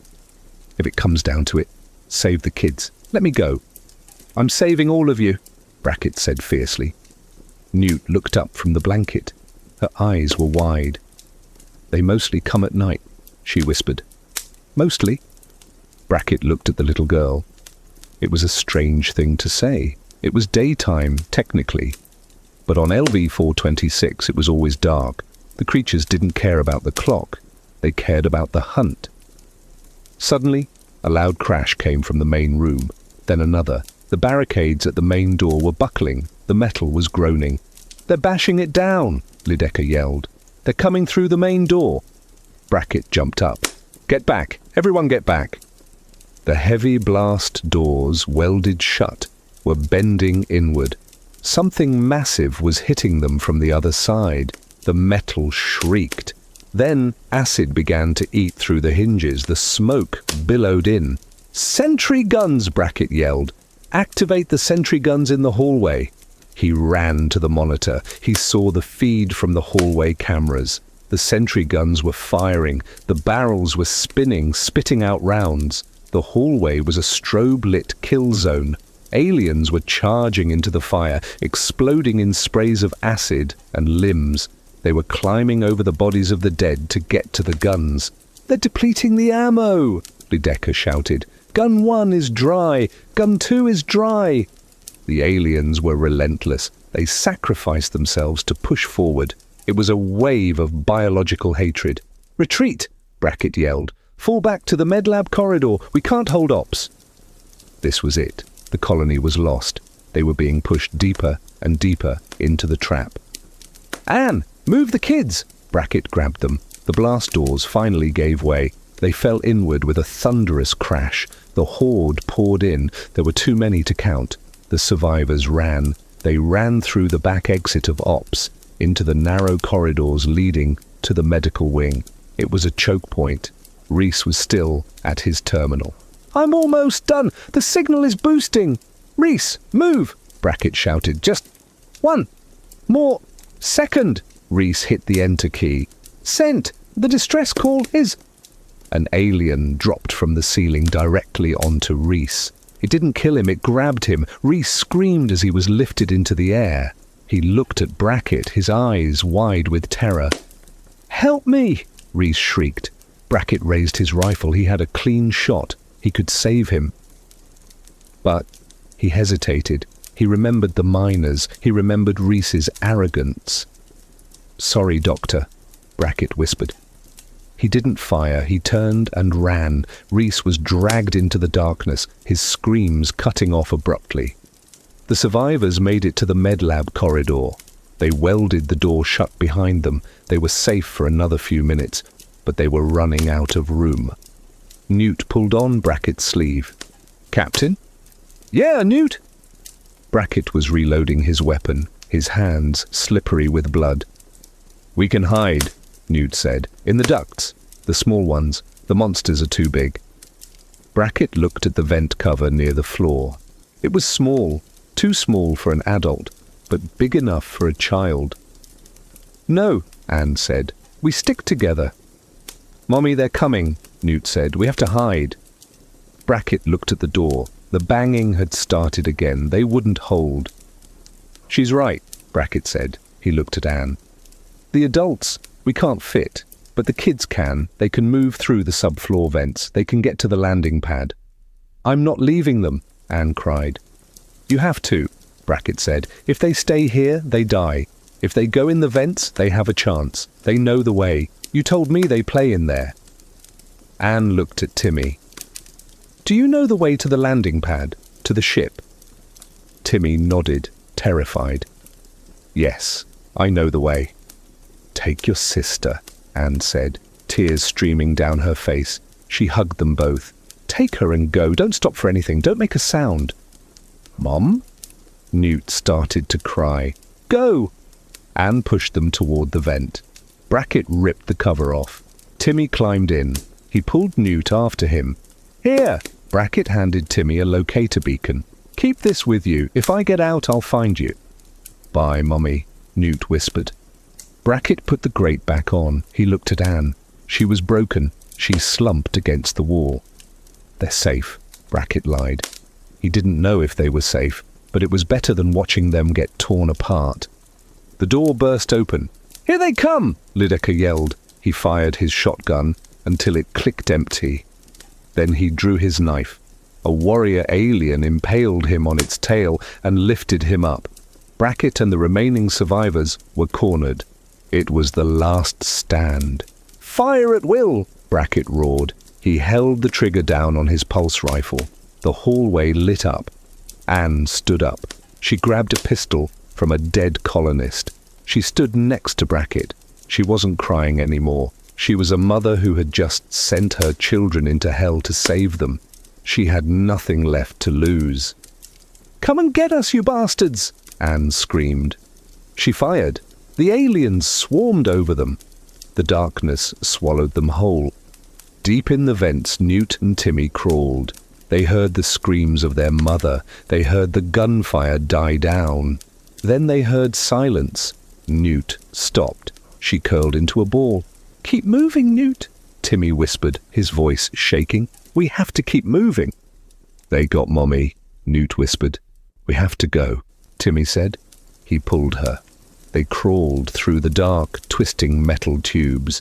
They were the only things moving in the colony now. The adults were gone. The Marines were gone. Hadley's hope was dead. But the nightmare wasn't over. The aliens could smell them. They could sense the heat. And deep in the hive, the Queen was waiting. She knew there were 2 little heartbeats left, and she wanted them. This concludes Part 3, The Hive Rises. We have seen the fall of the operations centre, the death of Administrator Simpson and Dr. Reese, and the desperate decision to separate the children from the adults. The colony has fallen. The infestation is total. In the final chapter, Part 4, The Last Stand and the Escape, we will follow Brackett's final desperate attempt to survive, discover the fate of Newt and Timmy in the vents, and witness the final moments before the colony goes silent, setting the stage for the arrival of Ripley and the Colonial Marines. If you're listening, stay quiet, don't make a sound, and answer me this in the comments. Do you think Dr. Reese deserved his fate, or was he just doing his job? See you in the finale. Good night. Part 4. The Last Stand and the Escape. The corridor leading to the medical wing was no longer a hallway. It was a meat grinder. The air was so thick with smoke and the acrid burning smell of molecular acid that it was hard to breathe. The emergency lights were gone. The only illumination came from the muzzle flashes of the last few pulse rifles and the sparks showering down from the severed power cables in the ceiling. Captain Demian Brackett was on his knees. He wasn't praying. He had slipped in a pool of blood. His armor was battered, scorched by acid splatter, and the chest plate was cracked. He scrambled back up, his boots finding traction on the debris. Beside him, Anne Jorden was firing the pistol she had taken from the dead guard. She was screaming. It wasn't a scream of terror anymore. It was a scream of pure, unfiltered rage. She was a mother who had just shoved her children into a dark hole in the wall to save them, and now she was facing the monsters that wanted to eat them. "Die! Just die!" Anne yelled, pulling the trigger until the slide locked back. The pistol clicked empty. The aliens did not stop. They were a tide of black chitin and silver teeth. They climbed over the bodies of their own dead kind. They dropped from the ceiling vents. They lunged from the shadows. There were too many of them. The hive had emptied its warriors for this final push. They wanted the hosts. They wanted the colony. "Anne, fall back!" Brackett shouted, grabbing her arm. "We have to get to the airlock, the pressure doors." "No!" Anne fought him. She was looking at the vent where Timmy and Newt had gone. "They're in the walls. I have to protect the walls." "You can't help them if you're dead," Brackett roared. He yanked her back just as a claw slashed the air where her head had been a second before. They stumbled backward, retreating toward the heavy pressure door that separated the medical wing from the science labs. There were only 5 survivors left in this group.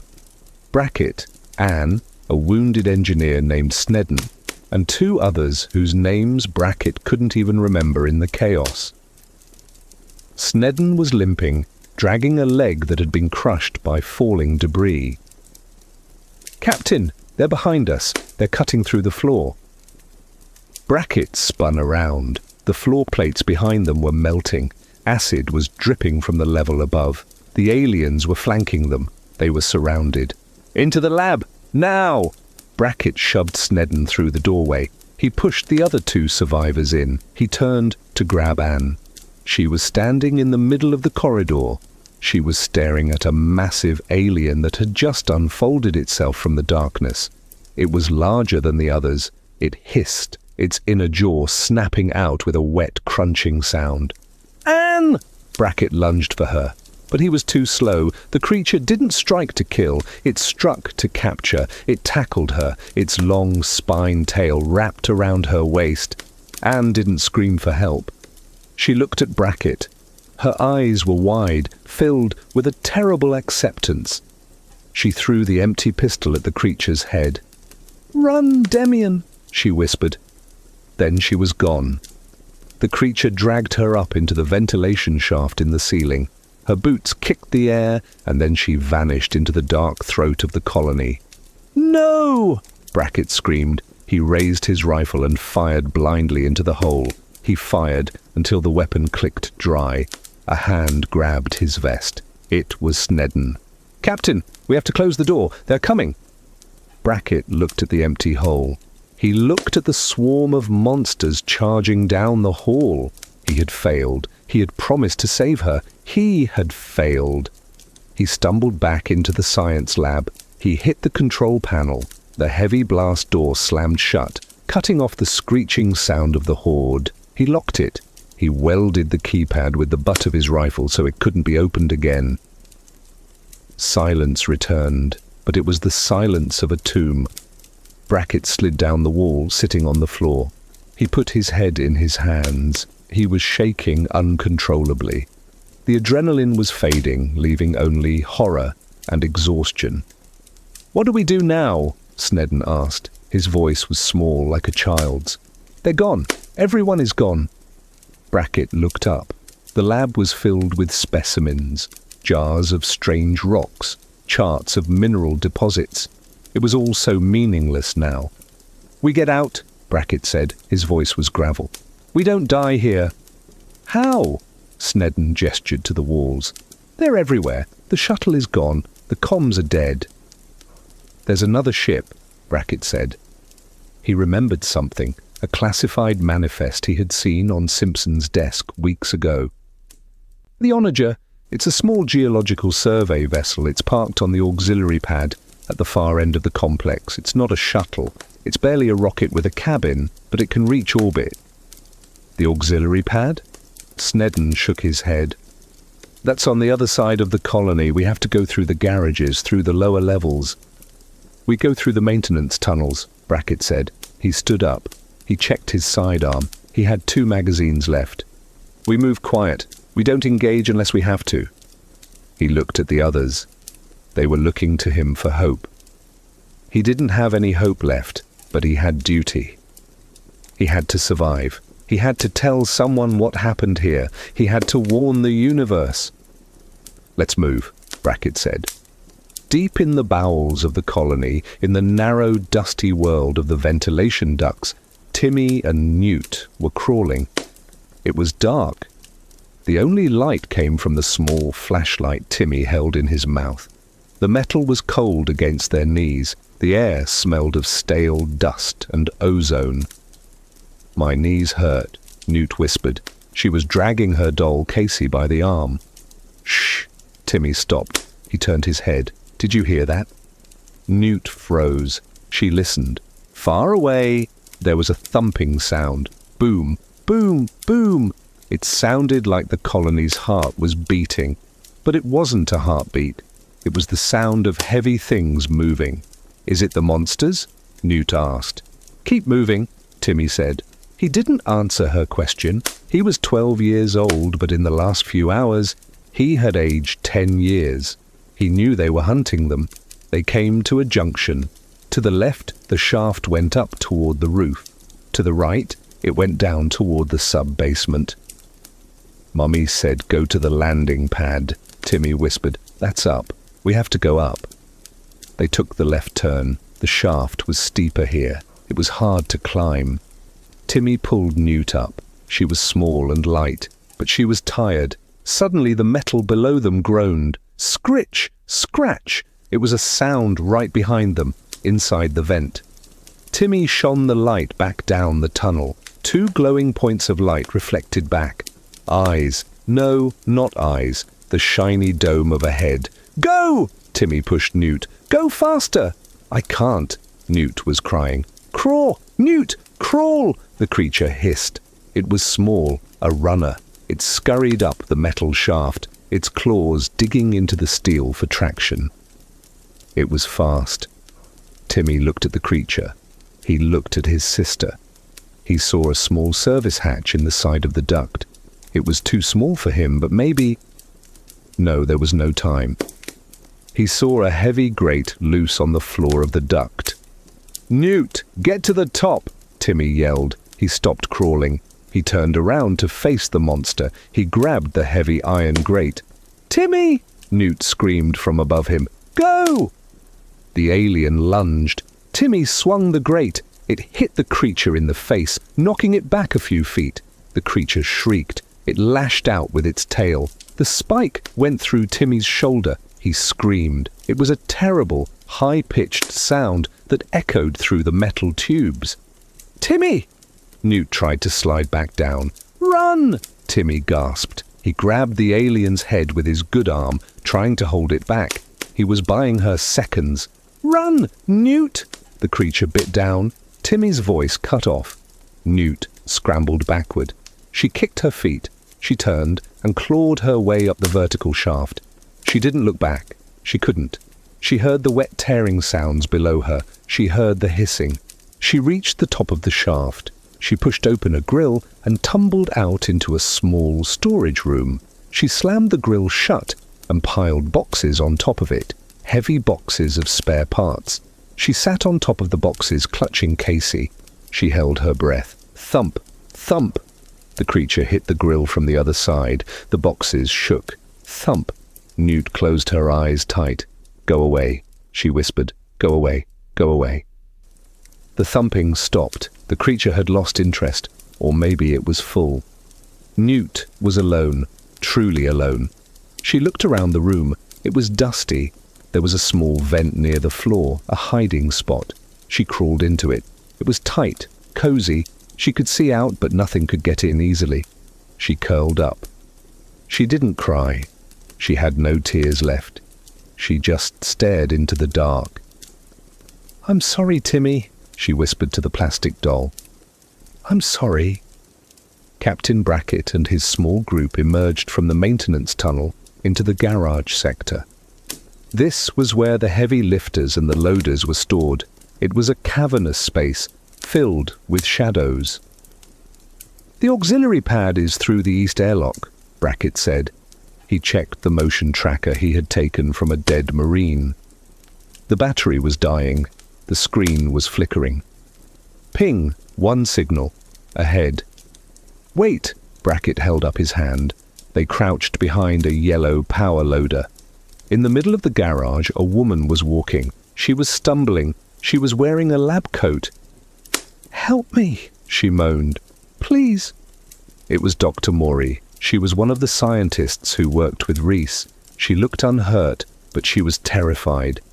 Beside her was a little girl. Brackett's heart stopped. "Newt?" He stood up. "Newt, is that you?" The girl turned. It wasn't Newt. It was Louisa, the daughter of one of the miners. She was about the same age, with dirty blonde hair. Brackett felt a wave of disappointment, followed immediately by guilt. It didn't matter who it was. It was a child, a survivor. "Dr. Maury!" Brackett called out. "Get over here! Keep your head down!" Maury saw him. She grabbed Louisa's hand and ran toward them. "Thank God," Maury sobbed. "We were hiding in the locker room. They took everyone else." "We're leaving," Brackett said. "We're going to the Onager." "The science ship?" Maury asked. "It's small. It can't hold many people." "It can hold us," Brackett said. He looked at his group. Snedden, the two others, Maury, Louisa, and himself. 6 people. It would be tight, but they would fit. "Let's go," Brackett said. They moved across the garage floor. The airlock was in sight. Then the lights went out. The garage doors, the massive ones used for the crawlers, began to open. The storm wind from outside roared in, swirling dust and debris. Standing in the opening, silhouetted against the lightning, was a queen. She was massive. She was 20 feet tall. Her crest was a crown of black armor. She breathed, and steam hissed from her jaws. She wasn't just a drone. She was the mother. "Run!" Brackett screamed. "Run for the airlock!" The queen roared. It was a sound that shook the fillings in their teeth. She charged. Brackett turned and fired. He didn't have a pulse rifle anymore. He just had his pistol. He fired at her head. The bullets sparked off her armored crest like pebbles. She didn't even slow down. She swiped with one of her massive hands. Snedden, who was lagging behind, was crushed instantly. He didn't even have time to scream. He was just gone, smeared across the floor. "Go, go!" Brackett pushed Maury and Louisa into the airlock. He shoved the other 2 survivors in. He stood in the doorway. The queen was closing the distance. She was fast for something so big. Brackett hit the cycle button. The inner door began to slide shut. The queen lunged. She thrust her inner jaw forward. Brackett threw himself backward. The teeth snapped shut inches from his face. Acid saliva sprayed onto his boots. The door sealed. "Thum!" The queen slammed into the door from the other side. The metal buckled. A dent the size of a car appeared in the steel. "She's going to break it down!" Maury screamed. "We have to get to the ship!" Brackett yelled. "It's on the pad, just outside!" They ran through the short, connecting tunnel. They burst out onto the auxiliary landing pad. The storm was raging. The wind was hurricane force. There it was, the Onager. It was a squat, ugly little ship, but it looked like heaven. "Get inside, pre-flight check, go!" Brackett ordered Maury. She was a scientist. She knew the systems. Maury scrambled up the ladder with Louisa. The other 2 survivors followed. Brackett was the last one. He put his foot on the ladder. Behind him, the airlock door exploded outward. The queen stepped onto the pad. She wasn't alone. 3 drones were with her. They fanned out. Brackett looked at the ship. He looked at the aliens. He knew he couldn't climb the ladder fast enough. If he tried, they would swarm the ship before it could launch. They would kill everyone inside. He looked at the fueling hoses connected to the pad. The volatile hydrogen fuel. "Launch!" Brackett yelled into his headset. "Maury, launch the ship now!" "But you're not on board," Maury's voice crackled. "I said launch. That's an order." Brackett turned back to the queen. He drew his combat knife. It was a ridiculous gesture, a man with a knife against a god of death, but he wasn't planning to fight her with the knife. He ran toward the fuel valves. The queen screeched. She knew what he was doing. She charged. Brackett slashed the high-pressure fuel line. Liquid hydrogen sprayed out, instantly vaporizing into a white cloud. "Come on!" Brackett screamed. "Come on, you ugly bitch!" He pulled the flare from his vest. He struck it. The queen was 5 feet away. Her tail was raised to strike. Brackett dropped the flare. The landing pad turned into a sun. The explosion was massive. It engulfed the queen. It engulfed the drones. It engulfed Brackett. Above the fireball, the Onager fired its thrusters. It shot up into the sky, riding the shockwave. It pierced the storm clouds, climbing higher and higher until the turbulence faded and the stars appeared. Inside the cockpit, Maury was crying. Louisa was looking out the window. "Did he make it?" Louisa asked. "Did the captain make it?" Maury looked down at the expanding mushroom cloud on the surface of the moon. No, honey, he didn't. Brackett was gone. But he had brought them the sky. Back on the surface, the fire burned out quickly in the thin atmosphere. The wind blew the smoke away. The Queen was not dead. She was burned, her armor scorched, but she was alive. She dragged herself out of the wreckage of the landing pad. She hissed in anger. The prey had escaped. She turned and limped back toward the colony. She retreated to the atmosphere processor, to the nest. She had work to do. She had more eggs to lay. The colony of Hadley's Hope was silent. The wind howled through the broken windows. The doors banged in the draft. The bodies lay where they had fallen. But there was still one heartbeat. Deep in the vents in the small room behind the boxes, Newt opened her eyes. She had heard the explosion. She had felt the ground shake. She crawled to the grill. She looked out. She saw the trail of the ship in the sky fading away. She knew what it meant. They left, she whispered. She hugged Casey tight. The plastic of the doll's head was hard against her chest. She was alone. Everyone was dead. Mommy, Daddy, Timmy, the captain. She was a little girl on a planet of monsters. But Newt was a survivor. She was a Jorden. She wiped her face. She crawled back into her hole. "It's okay, Casey," she whispered. "We can hide. We're good at hiding. We'll play the game. We'll be the best at hide and seek." She pulled a piece of foil wrapper from her pocket, a leftover ration bar. She took a small bite. She saved the rest. "We have to sleep," she told the doll. "But not all the way. Just one eye, like a cat." She lay down on the cold metal. She listened to the sounds of the colony. The dripping water, the creaking metal, the distant hissing. She began to hum a song, a quiet, tuneless song that her mother used to sing. It was her shield. Outside, the storm raged on. The beacon at the colony perimeter continued to transmit its automated message to whoever receives this. Heavy metal anomaly detected. Hazardous terrain. Approach with caution. And millions of miles away, a ship was moving through the dark. The USS Sulaco. On board, Lieutenant Ellen Ripley was sleeping in hypersleep. She was dreaming of her daughter. She didn't know yet that she was dreaming. She didn't know that she was coming back. But Newt was waiting. Weeks passed.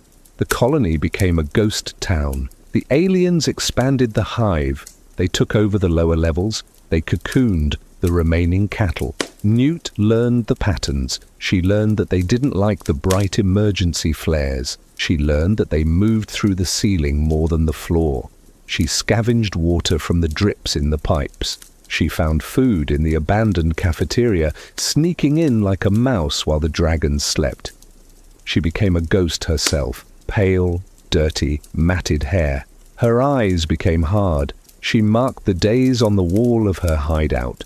Scratch marks, 1, 2, 10, 20. She was waiting for the angels. Her mum had told her that angels watched over them. One day the sound of the wind changed. It wasn't the howling of the storm. It was a roar, a sonic boom. Newt crawled to the vent. She looked out through a crack in the wall. A dropship, a beautiful, ugly, metal bird was coming down through the clouds. It had the words "Bug Stomper" painted on the side. Newt watched it land. She saw the ramp open. She saw the soldiers walk out. They looked big. They had big guns. They looked tough. But Newt knew better. She knew that guns didn't matter. She knew that tough didn't matter. She watched them laugh. She watched them high-five.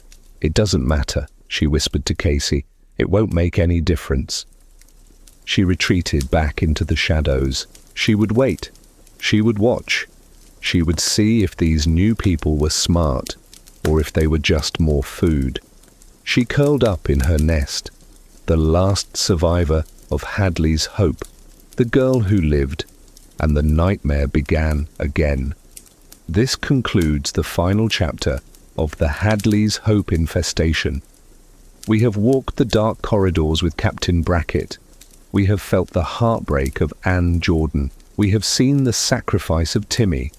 And we have seen the birth of the survivor, Newt. The story of the colony is a tragedy.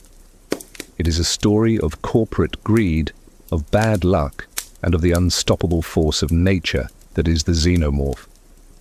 But it is also a story of human resilience.